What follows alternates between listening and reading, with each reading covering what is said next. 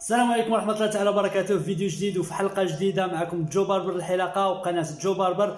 في هذه الحلقة كيف وعدتكم البارح في اللايف غادي نمشي عند حلاق جديد ونقوم بعمل حلاقة تما. السي يوسف غادي يكون في التصوير ديال الحلاقة. ان شاء الله غادي تكون حلقة زوينة بزاف. غادي دابا عند باكو كنت درت معاه راه عندي فيديو غندير لكم دابا يطلع لكم هنا الفوق، يطلع لكم الفيديو السابق. الحلقه اللي كانت الاولى كان خدام في واحد الصالون، دابا دار الصالون ديالو غادي ان شاء الله نتجهوا لعنده، هو كيستنانا دابا. ليتس جو، ونتمنى ان شاء الله تعجبكم الحلقه. ما تبخلوش علينا بزر الاعجاب الى عجبتكم الحلقه، كذلك التعليقات ديالكم الملاحظات ديالكم والانتقادات ديالكم ضروري كتهمني بزاف. الى كنت اول مره تشاهد القناه ديالي اضغط على زر الاشتراك بالقناه، كذلك فعل زر الجرس باش توصل بكل الفيديوهات الجديده والقادمه. ليتس جو. السلام عليكم. كيف تشوفوا حنا وصلنا دابا حنا في الصالون ديال باكو، حنا على برا. ان شاء الله غادي ندخلوا عند باكو ونشرعوا ان شاء الله في الحلقه ديالنا. تابعونا وما تبخلوش علينا كيف قلت بالجيم وبالبارطاج ديال هذا الفيديو. راكم تما. ليتس جو.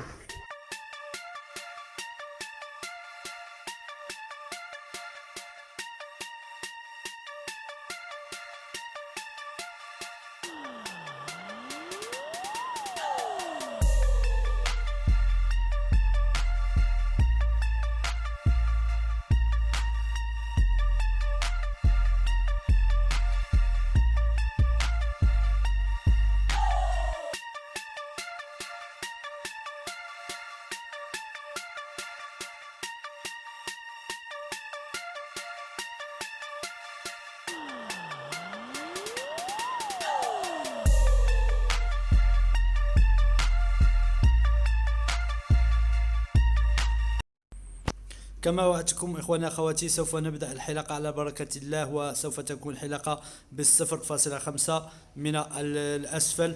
للأسف المصور لم يتمكن من تصوير الجزء الأسفل من الدرجة 0.5. كما تشاهدون الآن الأخ باكو بعد حلقة الدرجة 0.5 قام باستعمال الدرجة 2، وبعد ذلك الدرجة 2.5 فوق الدرجة 2. كما تشاهدون هنا فوق سوف يقوم بالحلاقة الدرجة 2.5، وبعد ذلك سيعود إلى حلاقة أو إلى إزالة الخطوط المتواجدة أسفل الرأس. بعد ذلك مر إلى المشط رقم 1، وبعد ذلك قام بحلاقة تقريبا 1 سنتيمتر مع عملية الخطف حتى لا يصعب عليه إزالة باقي الخطوط.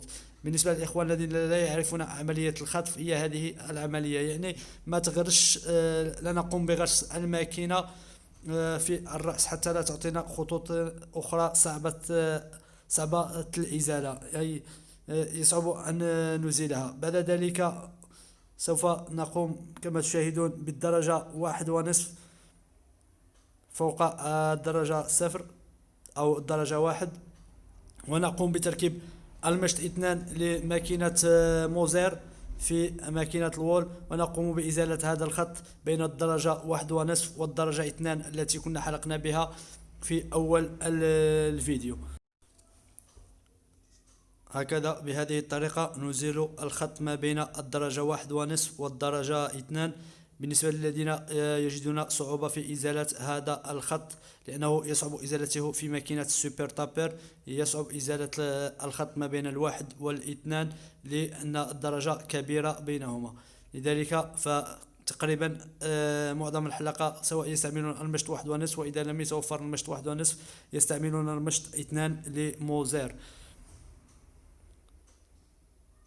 وبهذا تكون الحلاقة تقريبا شبه منتهية بالماكينة، فقط عملية التنظيف ضرورية.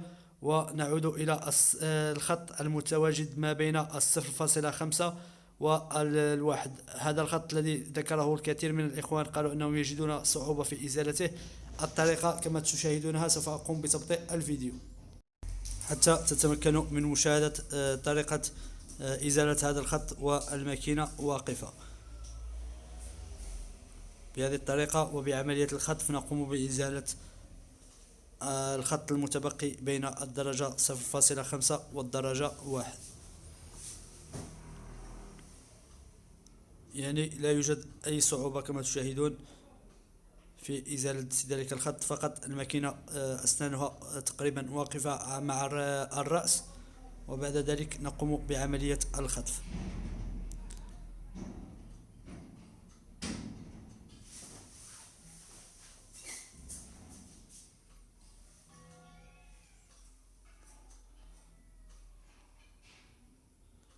هنا في هذا المكان تشاهدون بفقط جوانب الماكينة، وبعد ذلك بالماكينة كاملة تتم إزالة الخط.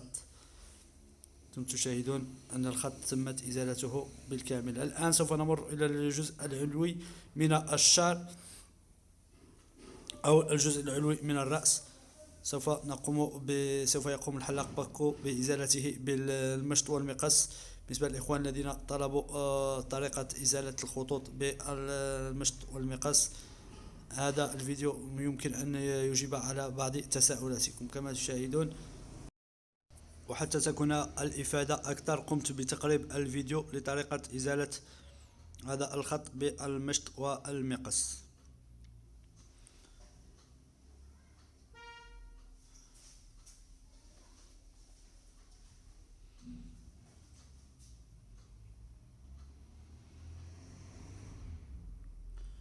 هكذا نقوم بالدوران على شعر الرأس بالمشط والمقص لإزالة الفارق الكبير الذي يكون بين الدرجتين، يعني الدرجة العليا للشعر الذي فقط سوف نقوم بإزالته بالإصبع، والدرجة 2.5 التي قمنا في أول فيديو بالحلاقة بها.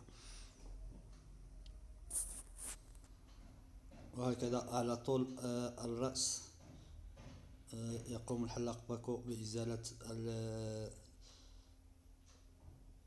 الخط المتواجد ما بين الدرجتين وتقليص الفارق بينهما.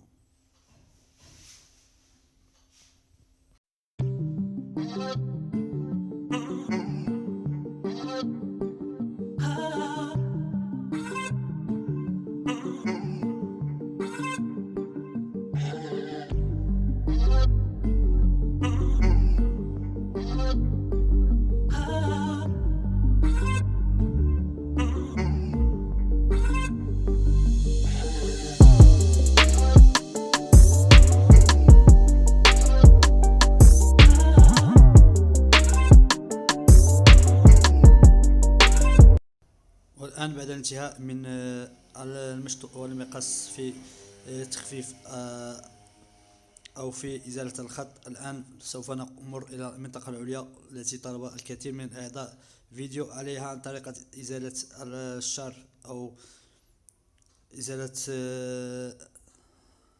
لي بوينت كما تسمى. فقط بهذه الطريقة نقوم بإزالة لي بوينت وحلاقة الشعر العلوية، مع أن لا يوجد شعر كثير على رأسي، لكن الطريقة هي هذه كما تلاحظونها بالإصبع والمقص فقط.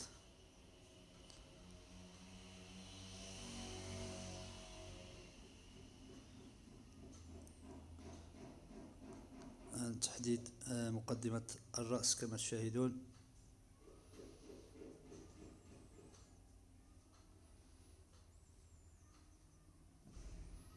بهذه الطريقة. ثم التوردوراي كما شرحت لكم في الفيديو السابق. نبدأ من مؤخرة الرأس، نقوم بتحديد مؤخرة الرأس، وبعد ذلك الجوانب كما تشاهدون. هذه طريقة أخرى مختلفة عن تلك التي شرحتها لكم في الفيديوهات، يعني نفس المسكة الأولى يقوم الحلاق باكو بإزالة أو بتحديد الرأس من هذا الجانب الأيسر. أنا أستعمل الطريقة الثانية، والكثير من الإخوان يستعملون الطريقة الثانية أو المسكة الثانية لموس الحلاقة، لكن كما تشاهدون يمكن استعمال حتى الطريقة الأولى.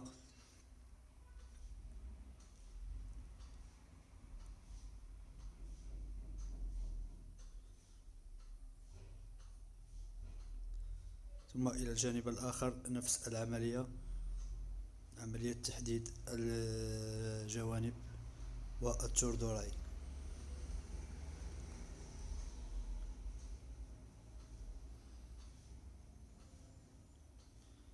شاهدوا معنا هذه اللقطة التي شرحتها لكم في فيديوهات أخرى.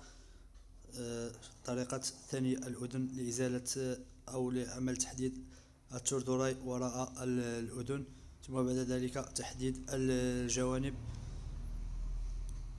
وبهذا تكون حلقتنا قد انتهت للرأس. أتمنى أن يكون قد أعجبكم هذا الدرس الخفيف، و تكونوا قد استفدتم ولو قليلا من بعض المهارات التي يمتلكها الأخ باكو. وبعد ذلك سنمر إلى حلاقة اللحية، وليس حلاقتها بالكامل، فقط بتحديد اللحية. أتمنى أن تدخلوا على صفحة كوافير باكو على الفيسبوك لتشتركوا بصفحته وكذلك بقناته على اليوتيوب. لديه بعض الفيديوهات على اليوتيوب. لذلك الآن سنمر إلى تحديد اللحية والاستغناء عن موس الحلاقة فقط بهذه التقنية الرائعة. لكن لا تجربوها إذا لم تكونوا متأكدين من أنكم تتقنونها حقا.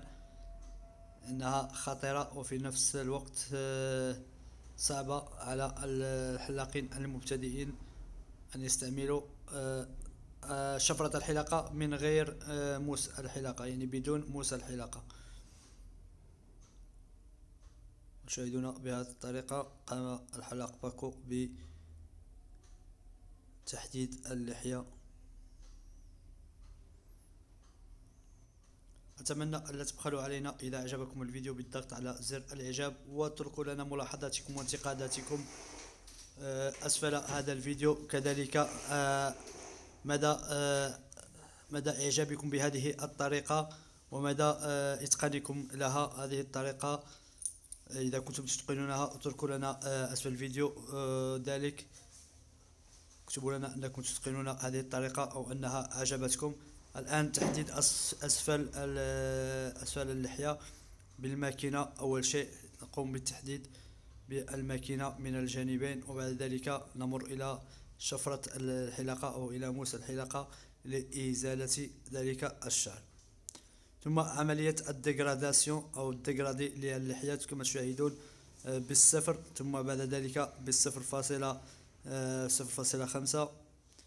تشاهدون أن الأسنان مرتفعة قليلا عن درجة 0، وتركيب مشط رقم 1، وكذلك إزالة الخط ما بين الدرجتين. كما تشاهدون اللحية مدرجة إلى غاية الآن، ثم الدرجة 1.5 لإزالة ما تبقى من الخطوط. كذلك سوف نقوم بقلب الماكينة وإزالة الشعر الواقف أو الشعر الذي يكون غير منتظم مع اللحية. تتم إزالته بهذه الطريقة بقلب الماكينة. الآن درجة 1.5 وإزالة ما تبقى من الخط في الديغرادي أو تدرج اللحية.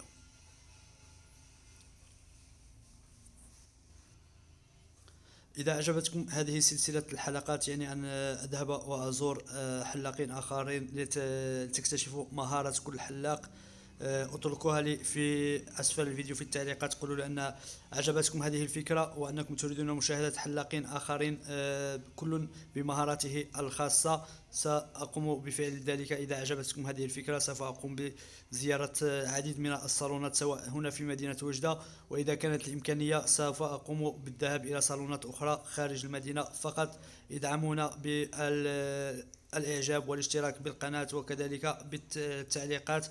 الآن فقط عمل فينيسيون للحية، فينيسيون النهائية للحلاقة، حلاقة الشعر، رش بعد المثبت وبعد ذلك مشط الشعر. وبهذا تكون حلاقتنا قد انتهت. أتمنى أن يكون قد نال إعجابكم هذا الفيديو. اتركوا لنا زر الإعجاب إذا أعجبكم الفيديو. شخصيا أعجبتني الحلقة.